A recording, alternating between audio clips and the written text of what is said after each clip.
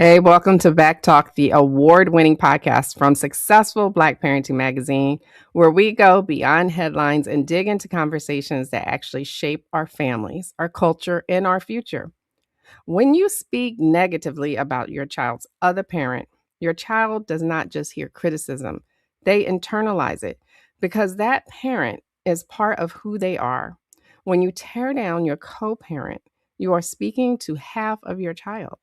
So stay tuned. I want you to learn more if you're going through this.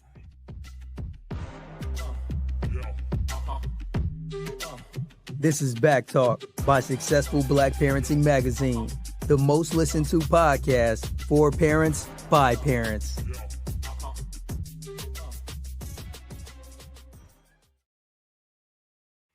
And we're back, and I'm your host, Janice Robinson Celeste. If you're watching this live, you are officially part of the conversation.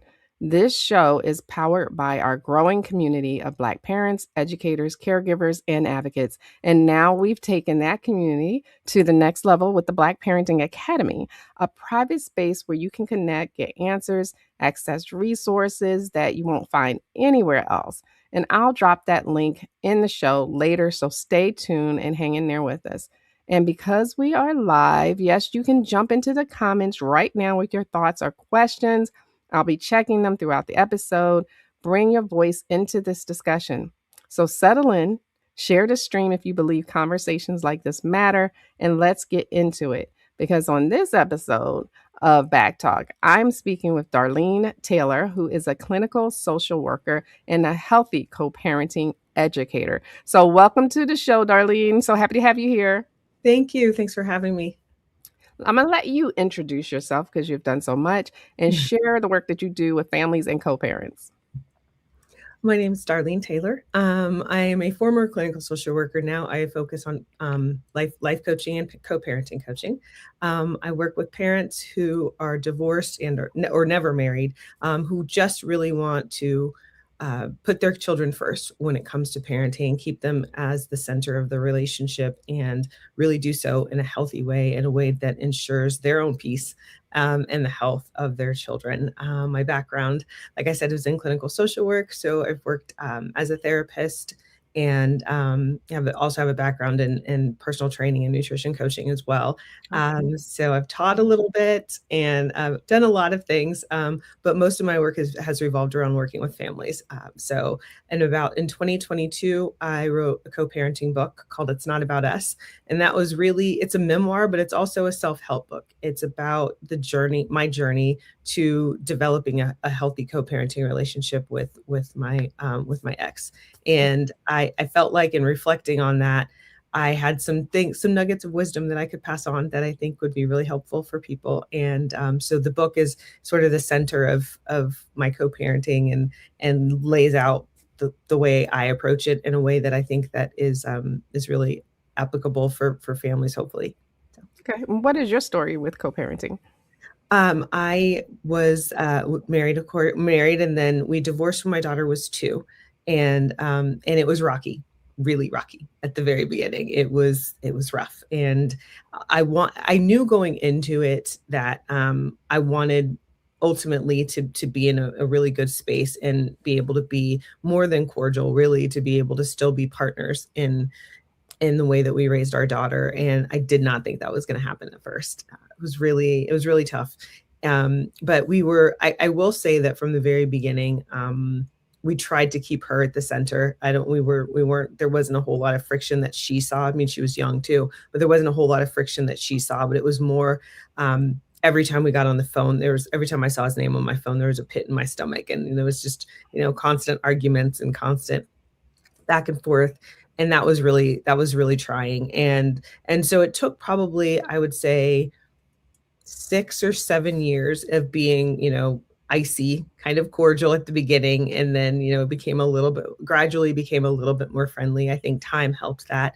I think a lot of little decisions that we made along the way helped that. And so when she was 12, so about 10 years after our divorce, we were living in Ohio, and he came to me and said, "Hey, I have a job opportunity in California, and I really want to take it. It's a great opportunity, but I don't want to leave Sam, that's our daughter. So Yeah. will you move to California? I am not from California. I knew no one in LA. And so my first thought was, no, I'm not going anywhere. You're asking me to do wife stuff, and I'm not your wife. So no. But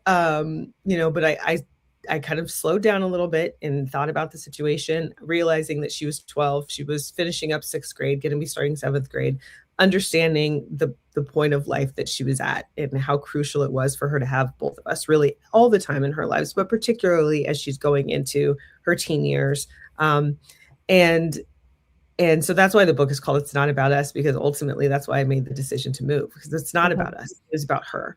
And whether or not I wanted to be in Los Angeles was sort of secondary to the fact that she needed us to be in the same place. Right. And so I picked up and we moved our lives to California. That's Yeah. amazing. And that was a lot to ask. Holy moly. There's a Okay. lot to ask, and that was really what drew the book out of me, really, is because, when you move and you meet people, they're like, "Oh, what brought you here?" And I'm like, funny story." So the more I would tell people this story, they're like, "I wouldn't move down the street from my ex. I can't believe you moved around the country or across the country." And so I had several people going, "You really need to write a book about this, because how did you guys even get to the point that he would be audacious enough to ask you the question and that you would actually say yes?" And so I did. I started kind of thinking about it, and I was like, maybe I have some things that I can share that might be helpful. Because if you had asked me that right after the divorce, I would have said never. That would never happen. I would never do that. We're divorced. Why would I do that? So it was, thinking back on it, it was kind of a crazy decision to make, coming from the place that we came from.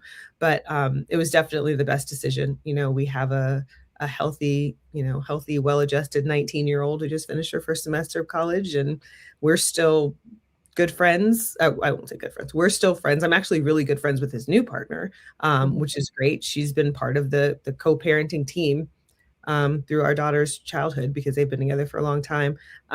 So it's so peaceful. Peace is great. Peace So is great. I mean, I can think of when you were talking about some celebrities who have not co-parents so well in for various reasons. And the first ones came into my mind was, of course, Kanye West and Kim Kardashian, right? yeah. And I'm just wondering what your thoughts are about celebrity couples who don't handle it well, that you've watched yourself, like them. Yeah, it's a little frustrating. It's a little frustrating for me to see parents not be able um, to recognize that they need to love their child more than they hate the other parent. That it's frustrating for me to see that, because ultimately the only person who is hurt, not the only person, but the person who's hurt the most, are the children. And so yeah, I feel like, you guys have the resources to see your children whenever you want to. A lot of tension that comes with co-parenting comes from limited resources, right? A lot of arguments come from limited resources. So I'm looking at these people like, y'all have pretty much unlimited resources to do what you need to do, to both be there and to keep your children first, and you're just choosing not to do it. And it feels, I don't want to be harsh, but it feels a little, it feels selfish. It feels selfish. I feel like when you make a decision to have children, you make a decision to put what they need first, period. Right, right. And sometimes that's a hard decision. I mean, I didn't really particularly want to move. I had a wonderful life in Cincinnati. I had built a business, I had a home, I had friends who have been my family. I'd been there for 18 years. I didn't want to leave. But that's what she needed. So Okay. that's what we Right, did. right. I mean, I've seen other celebrities I thought were like the poster children of, co-parenting, like Will Smith, right? When they were raising their children, and then they got along with the previous mom of his baby, Trey, and I Yeah. thought that was great. And I think that was the first experience that I Yes. really saw in the Black community Yes. of co-parenting, right? You That agree with was my that? vision. Oh, That was really? really Okay. my vision. I was the one who initiated the divorce, but thinking about it, that was really my vision. I was like, I want us to be like, I want her to have, a recital or a game, and we're all sitting there together, and we're all, 'cause we're all on the same team. Team Yes. Sammy, like that's what team we're on. Like we are all on the Agree. same team. So yeah, I'm very happy that we are there. But it's a hard place to get to. It's a humbling place to get to. Um, and it takes a commitment. The subtitle of the book is a co-parenting survival guide to taking the high road. That's what I call my type of co-parenting. It's high road co-parenting, and it's really difficult to stay on the high road sometimes because the low road feels really good sometimes. Really Sure. good. I'm also, I went through a few divorces actually, but Man. mainly when the kids were grown, it was I was married to a police officer, Oh, and woo, it was rough, especially when he brought in the new girlfriend that then later became his wife, yes. who had some issues. Um, that's still probably not fixed, but I won't talk about her. But I did not. Oh well, she'll watch the show. I do not care.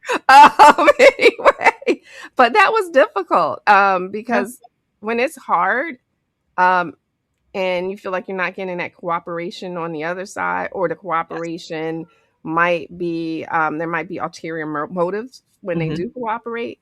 Those are Yes. some challenging times, and you want to say, I caught myself saying many times when the kids were there, you. Mhm.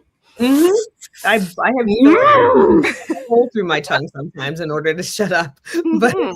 it is those moments are so hard. And when I talk about this, cooperative co-parenting, high road co-parenting, it really takes, to do it successfully, it takes two people who are willing to do it, right? And sometimes, and I'll say this at the beginning of, I was I was on the high road first, right? Somebody's got to get there, and the hope Uh, is, if you stay there, and even though they're doing all the petty stuff and they're making it really, really difficult, if you make those choices to stay there, the hope is, if you are working with someone who's remotely emotionally healthy, that they will look and that they will see, what, like, what I'm fighting with somebody who's not fighting back.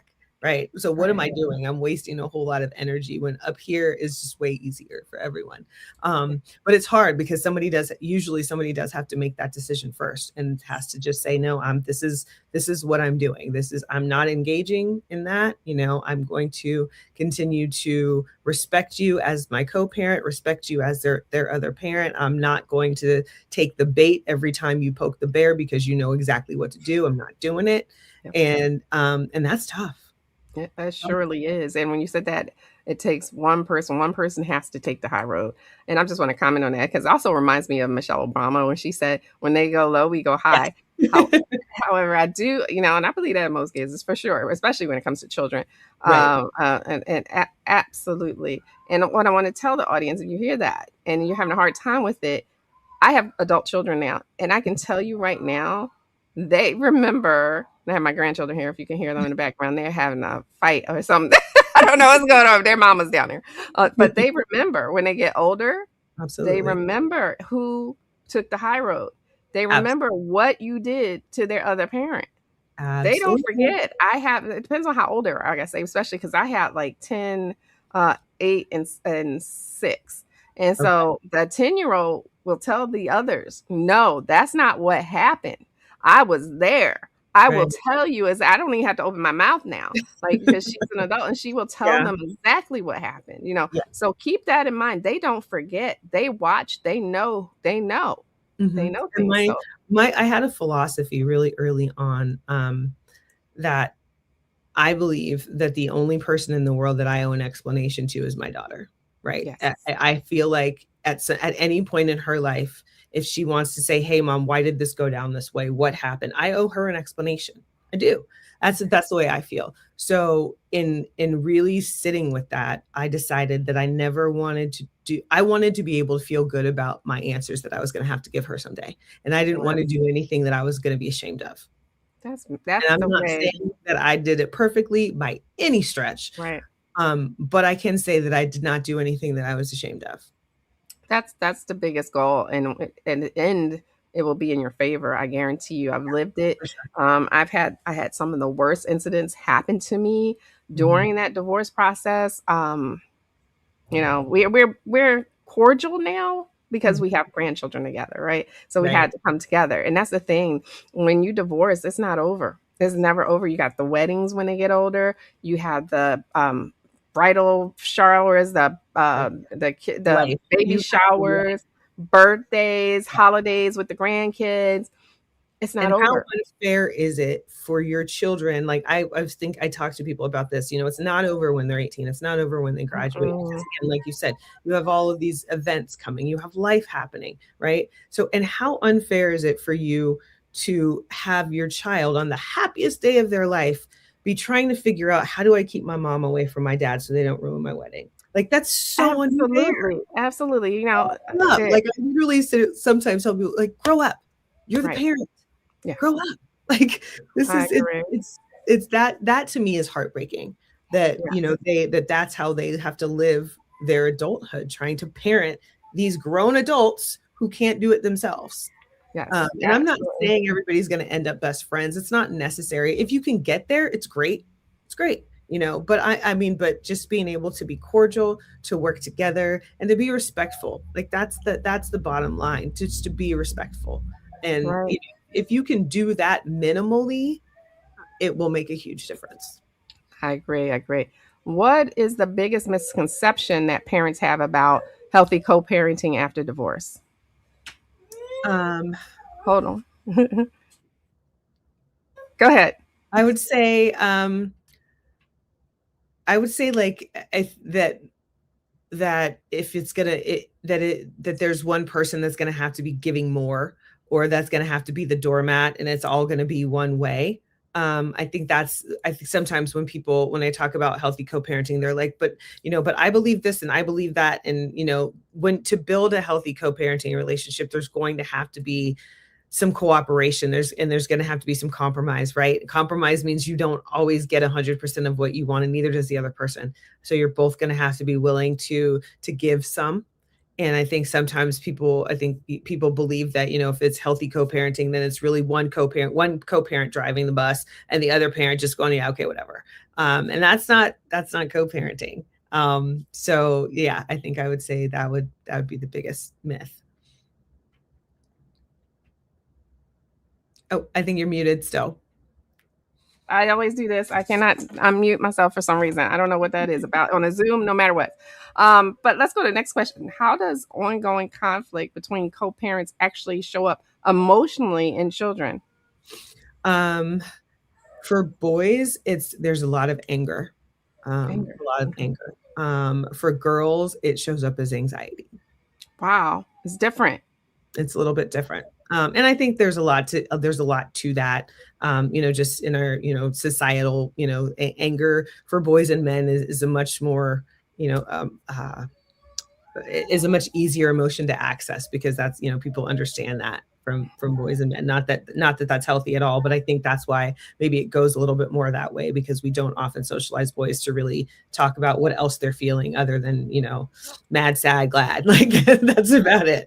But for girls, it's all internalized, right? I think that there is a lot of anxiety in boys too, but it shows as anger. And in girls, it's a lot of it's a lot of anxiety, a lot of sometimes perfectionism, sometimes just really being really hard on themselves, being really down on themselves. And because again, they're internalizing that conflict.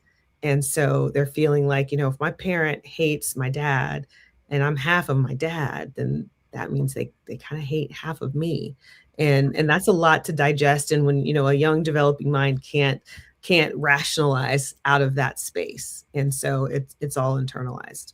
Right. And you know what? I realized that after a while. It took me a minute when my kids were young to realize whatever I say means that I'm talking about them too.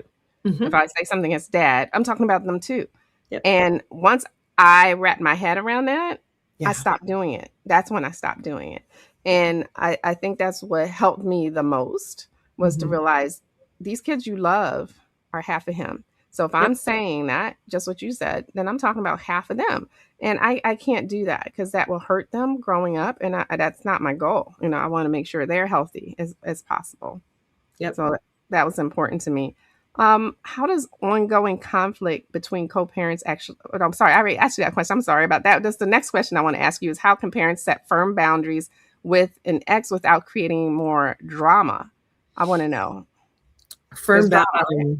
yeah, right. So firm boundaries as in, yeah, I think it's just being very clear, being very concise. I think being able to learn how to communicate in a way that advocates for yourself and that is firm, right? And and I think part of the reason that boundaries can be so tough is because sometimes people try to set boundaries and what they're actually trying to do, people set boundaries and what they're actually trying to do is establish rules, right? The difference Yeah. between boundaries and rules try to regulate somebody else's behavior. Boundaries are about you and what you will tolerate and what you will accept. And so part of it is being really clear on what you want the relationship to look like, and then being able to communicate that in a really clear, concise way.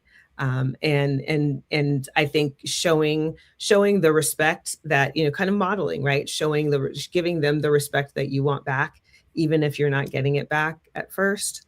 But being, just communicating as clearly as possible. If there's a lot of conflict, obviously communicating and writing is going to be your best friend, just so that you can go back to that. Hopefully, you can get past that piece of it, but just being able to communicate as clearly as you can and be really clear on what boundaries you want, and really ask yourself and be honest with yourself about why this is a boundary. Is this a boundary just because I know it will be hurtful to this person?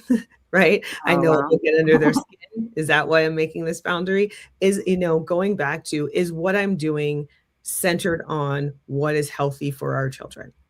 Is that Right. what this is? If it's coming from that space, then it's going to be a healthy boundary, right? I mean, and that's that you're moving on, and so it's really difficult because you've got these two lives that work together, and now they're sort of diverging, but there's still this cord. So you've got to stay in the same lane, right?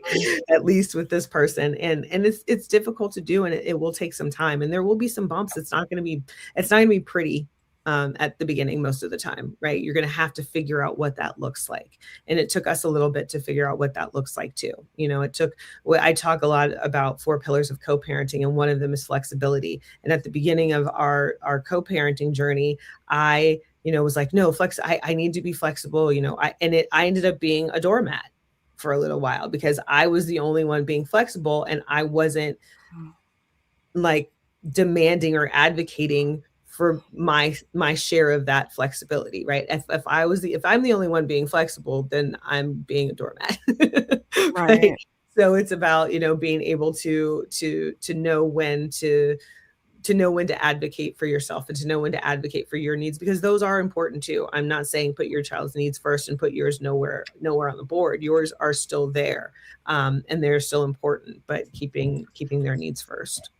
No, absolutely. And I've seen some like different apps and software to Yeah. help parents to co-parent and keep the communication going, especially if they can't communicate with each other. Have you Yes, seen there's an those app called lately? yes, there's an app called Proper Calm, which is great. Actually, some court systems across the country are using it, and it is specifically about proper communication, right? If you can't, you type in like your email or your text and you put it through the system, and they rewrite it to what you probably should have said Mhm. in a way that is not inflammatory and all of those things, and you can send it that way.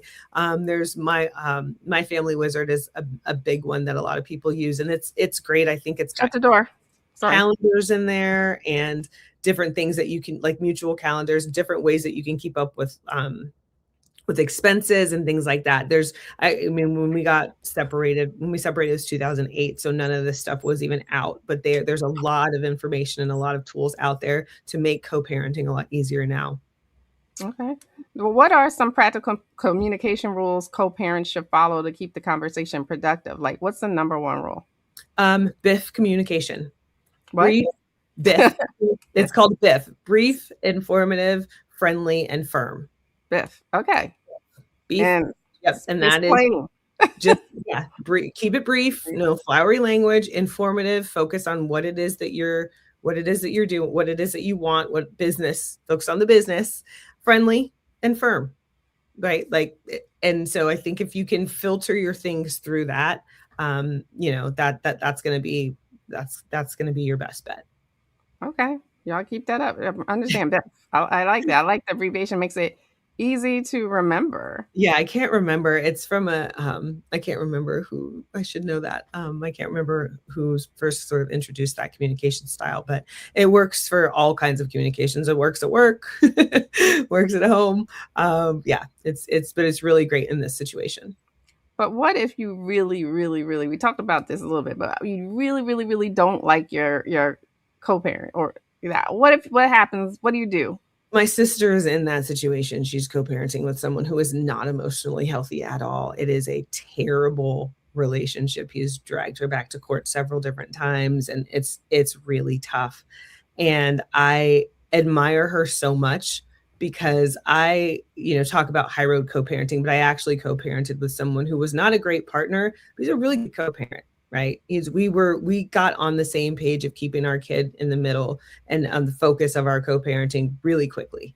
And so I know that my journey is not like everyone else's, and a lot of people have an ex that is just really difficult to deal with and wants to keep the conflict going.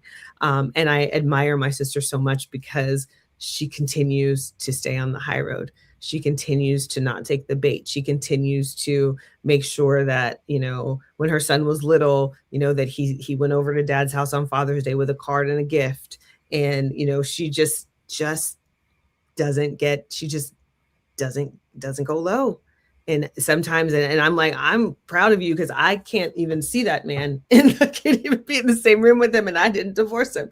But but what she's seeing now is her 16-year-old son, who has seen the drama over the past 10 years, right? And is just like really kind of doesn't have any respect for his dad anymore, and really is starting to pull away from that relationship. Yet my sister is still consistently like, no, you need to go, it's your time with your dad, you need to go over there and be with your dad. I don't want to go. Well, that's your dad's time, you need to do that. And so just really, sticking to the parenting plan, trying to stay on the high road, as much as you may want to to tell them about, to give them all the dirt, right? To give them the reason that things are being difficult, the reason that things are happening the way that they're happening. She really tries to keep that stuff away from him and really tries to not paint him and with any sort of a negative brush, because the reality is, like, kids are smart even when they're little. And,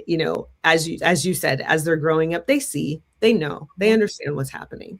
And so at the end of the day, I feel like as a parent, when they're young, if I've done everything to sort of that I can do to facilitate their relationship, and then as they get older and they start being able to do that for themselves, if I've made sure that I'm not an obstacle in their relationship, then that's my job, right? To make sure that I facilitate that relationship as much as possible when it's appropriate. And then, like at the point, they get to be 18, whatever, then they can facilitate it themselves, but it's on me to stay out of the middle of that, right? It's still on me to not, badmouth her dad, and to not, roll my eyes when she says something, all of the things that it's so hard not to do sometimes. But yeah, just being able to just not be a hindrance to that relationship.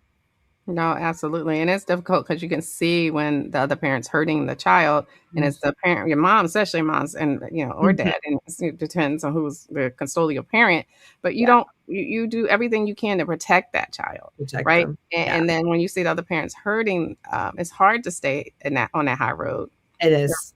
It Yeah. is. Yeah, and So that's the thing that really frustrates me. I mean, most of the parents that I work with are parents who are coming together because they want to cooperate with each other. good. They want to try to be, they want to be co-parents, right? They don't want to just be, Mhm. parents who are doing their own thing and that they have to talk at specific times. They want to work together. But that can be, yeah, it's really difficult when you are trying to co-parent with someone who's not trying to co-parent with you. I Um, agree. I yeah. agree. That's difficult. I went through some of those situations as well, and it was just it's heartbreaking. But what should parents do when their co-parent triggers old emotions or reactions? How should they manage that? Um, I think get into therapy. As if you were going through a divorce, get a support system around you, get people around you, get a therapist so that you can work through, because you're grieving the loss of Mhm. a relationship, and you are Mm. really important to understand the patterns of your relationship and the patterns of how you all communicate so that you can do your best to improve those, because you're still going to have to communicate with this person. So it's not just, okay, we're divorced, I don't have to deal with this person anymore. I still have to figure out how to build some sort of a healthy relationship with my co-parent, because we have a job to do. And so so get into therapy and start doing your own work, start doing your own healing, because sometimes that's what bleeds into the relationship, is you're still mad at them because of some stuff they did in the relationship. But they, again, like I said, they may be a terrible partner, but that doesn't make them a terrible parent. And so it's on you to be able to separate those two things, and just say, okay, I need to deal with this person as the parent. What are we doing in those parenting roles? Because this other stuff, we need to heal on our own. And that's really what it is. It's about making sure that you're doing your own work of healing on your own. Absolutely. Now, we talked about how boys get angry. Those are emotions they feel, and how girls get anxiety from like a bad co-parenting type relationship. But what are our children actually learning when they watch their parents co-parent respectfully? What are they learning? They're learning humility. They're learning cooperation. They're learning respect. Yeah, they're learning that you don't have to. They're learning that you can go through something bad with someone and come out on the other side of it with something that's still productive. That they're learning that when relationships end, it doesn't have to be tragic. It doesn't have to be toxic. You don't have to hate the person that you're no longer in a relationship with. Sometimes relationships end because they needed to, right? And both people are better on the other side of it. And that was our situation. We are both better people because we are not together. And so they're seeing healthy versions of their parents. That's what they need. That's what they need more than anything, is the healthiest version of their parents that they can get. And sometimes that means not being married or being in a relationship or living in the same house. And so that's what you are modeling for them. You're modeling healthy relationship. You're modeling healthy conflict, healthy strategies to deal with conflict. All of the things that you're doing, because they're watching and they're paying attention. They're watching and they're listening. And I think, when you're showing them too, that taking care of yourself, taking care of your own mental health is important, and that you don't stay in a relationship for the sake of staying in that relationship if it's not good for you. If it's a toxic relationship, then I always said I would rather her see me unpartnered and single and healthy and thriving on my own than from her coming from a broken home, which is a term that I hate. Yeah. Than to see her mom stay in this toxic relationship where she wasn't being treated the way that I would want my daughter treated in a relationship. And I was not, and I was a shell of myself. And if I had stayed, that's what I would have been modeling for her, was what she had to look forward to in a marriage. And that is not what I would want for anybody, let alone my daughter. So Right. I always said I would rather not ever have another partner, but model, me being happy and healthy and, living my best life, being the best version of myself, even if I was not with her dad. Yeah, yeah, and it's important for them to see what a healthy relationship looks like, because that's what they're going to look for. It Whatever is. they see you're Yes, going through when it they get older, is. right? Absolutely. And I actually had something, I am repartnered now, and my daughter has a really good relationship with my partner. And one of the first times that we were together, the three of us were together, my daughter, we had gone to lunch and then we dropped him off somewhere. I can't remember, but we're in the car and she's like, this is so weird. And I'm like, what do you mean? She's like, being around like parental figures that like each other and like that are like all lovey-dovey and like a real relationship. Like, this is weird. Like, and I was like, that it kind of hurt my heart, because she's like, I haven't really seen that and I haven't really experienced that. And I think, but when we were talking, she said, like, I don't know if I ever want to get married. I mean, like, everybody around me is divorced, so I don't know. But that was also before she had her first boyfriend. So now I had heard that from my kids, so I understand. Yeah. Yeah. And so I think it makes them a little trepidatious when it comes to marriage, thinking about, what the future is, because they've seen marriages break up. And so I think they understand that, like, as much as we would want marriage to be forever. Sometimes it's not, and that's a scary place, I think, for them to be. And so I think just having open communication about that. And I've talked to her about that. Like, what is it that, or do you still feel that way? Do you still feel like you'll never get married? And what would need to change for you to change your mind? What is the scariest part of that for you? And, anytime you can have those open conversations, it's going to be helpful and healthy for them. No, absolutely. And it is very important. I can't stress that enough. Whatever they see you do, and it's not just relationships, it's almost everything. How you wear your clothes, what you look like, everything down to relationships. So if Yeah. you think they're not going to marry you, you're crazy, because that's And what they even in do. like how you handle the breakup, Oh right? yeah. Even if they see you, pulling the covers over your head, not taking care of yourself, not eating, like that's what they think in the end of a relationship has to look like, right? And I'm not saying, don't be sad. I'm not saying don't have your emotions, but just understand that they're watching that, and that's going to be like what they think they're supposed, that breakups look like. Right. And yeah. And you know what? I think sometimes we're programmed to think that's what a relationship should be like. It should be animosity, right? Like, because I went through this with my last husband, last divorce, and I divorced all my husbands for whatever reason. I was the one that initiated it. Yeah. But it's like we have this script in mind of how it should be. Maybe it's divorce court. I don't know what it is or where it comes from. But I remember telling my last ex, look, we're not doing this. We're not doing this. I'm going to protect myself so you don't get me, and I'm like, I am not interested in hurting you. Right. And as long, I would hope you wouldn't want to hurt me. I don't want to go through this. Okay. I don't want to go through this. You can have whatever you want. I'm fine with it. I'll take whatever you don't want. I do not care. Right. Just go.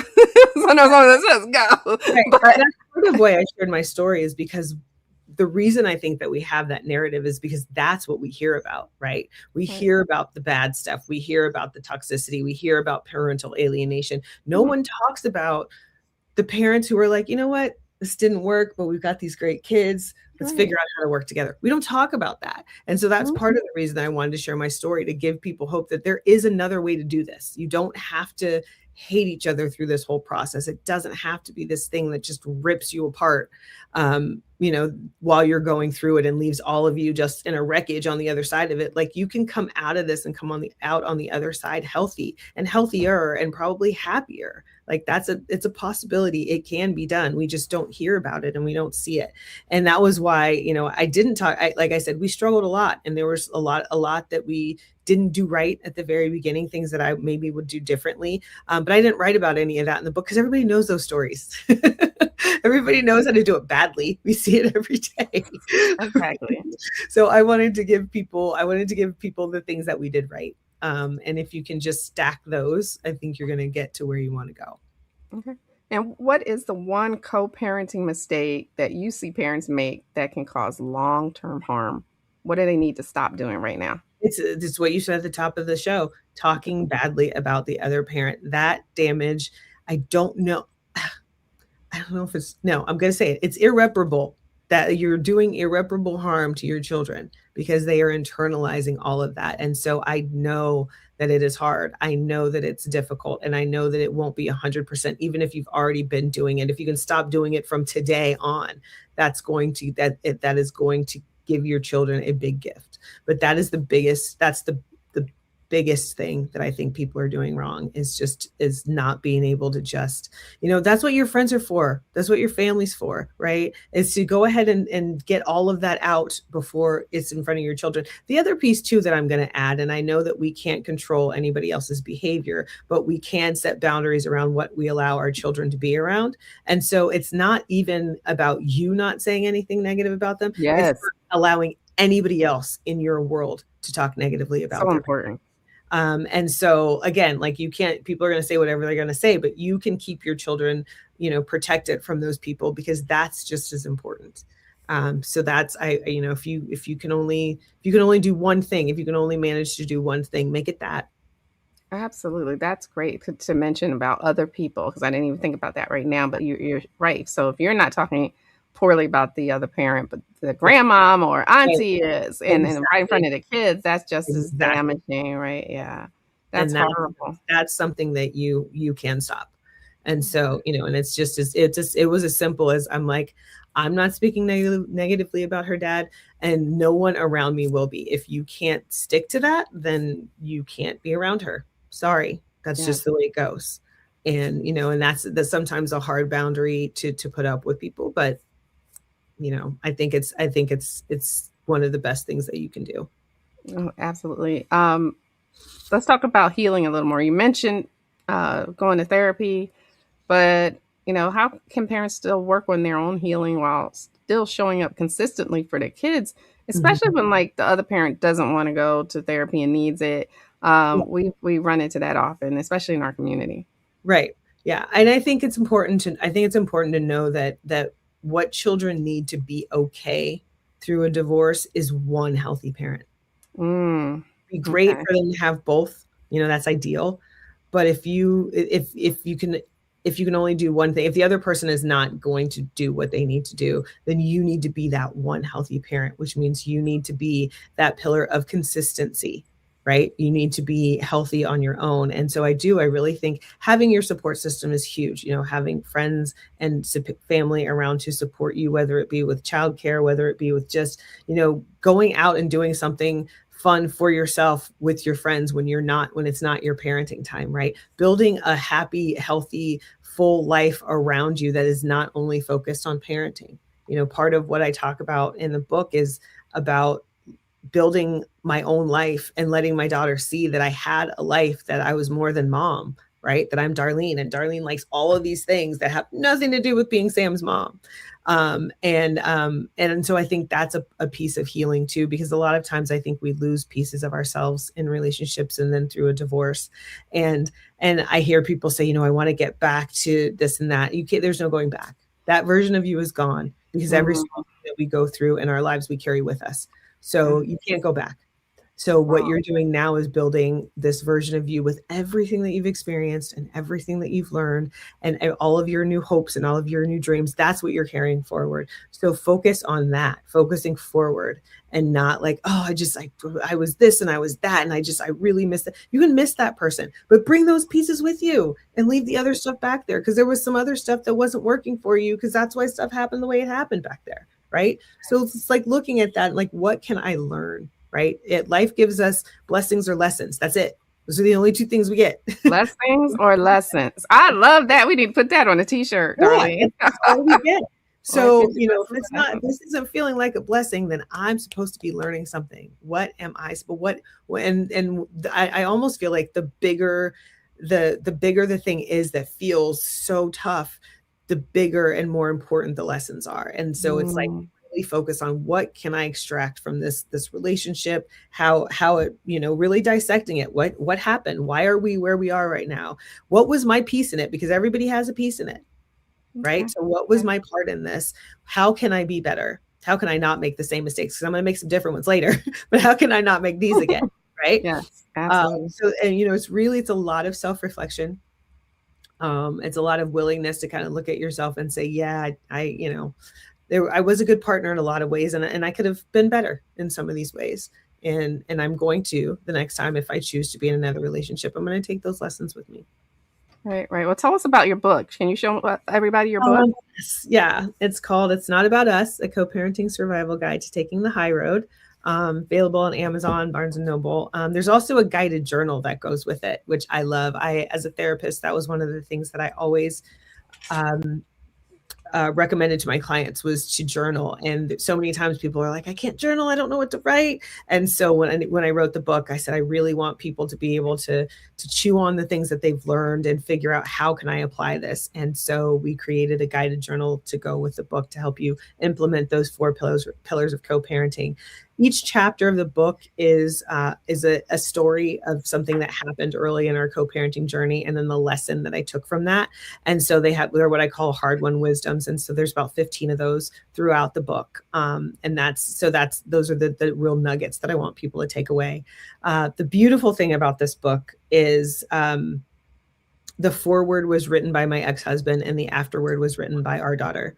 So Oh, it was really, it was really, our whole family was a piece of this book, and it was great. The book is also available as an audiobook, and I narrate the audiobook, and her dad does his part and she does her part on the audiobook. And so it all just came together beautifully. But it really is, I really hope that people read it and find hope and find something that they can take away to build a healthier co-parenting relationship. no, that is fantastic. I love that idea. That was beautifully done. Congratulations on that. And Thank that you. idea, fantastic. I wouldn't have, I would have never thought of that. I had the X right, the forward, and I then didn't know what he was going to say when I asked. I was a little scared, but he was great. He was like, before, so I'd written like the first 3 or 4 chapters, and so I went to pick her up from his house one day, and I was like, okay, so look, so I'm writing this book. I'd really love for you to write the foreword. I've written the first couple chapters, so you can go ahead and read it, so you can get an idea that this isn't some sort of like salacious tell-all book that's making you look terrible. But like, and he was just like, yeah, done. I was like, you haven't even read. He was like, it's fine, it's done. I know it's gonna be great. I'll do it. fantastic. I was like, Well, okay, great. So, well, I but wish you all the sales and best of luck. We have a lot of people watching on yeah, Instagram, so make sure you tell our audience how to follow your work and to continue learning from you. So how do we find um, you? How do we find your book? DarleneTaylor.com. That's got the book. The book is there. That's a little bit more about me, about my coaching. I would love to work with anybody who wants to work and who wants to really try to be the best co-parent that they can be. I would love that. Oh, fantastic. Well, Darlene, I want to thank you for sharing your time, your wisdom, your heart with us today. Thank It you. was wonderful talking to you and learning from you. So Thank I you. hope everyone that's listening, whether you're on Instagram, watching the replay, watching it live, will pick up your book if they're going through it, or maybe pick up your book for someone else who might be going through A it. great So Christmas gift. absolutely, I think so too. How about that? We still have time. Yep. All right. Amazon Prime. We'll get it there. Fantastic. Well, I also want to thank everyone who's watching the replay. Thank you for being here and for supporting BACKtalk, the award-winning podcast from Successful Black Parenting Magazine. This show exists because our community shows up, engages, and elevates the conversation. If you haven't already, make sure you follow us on every platform: Facebook, Instagram, YouTube, LinkedIn. Wherever you scroll, we're there. Hit follow, hit like, turn on the notifications, and share this episode with someone who needs to hear it. And I know you know someone who needs to hear it. We'll be back with more conversations that matter, more voices that inspire, more truth that strengthens Black families everywhere. And until next time, I wish you all the best and much success. So take care, and thanks for listening, everyone.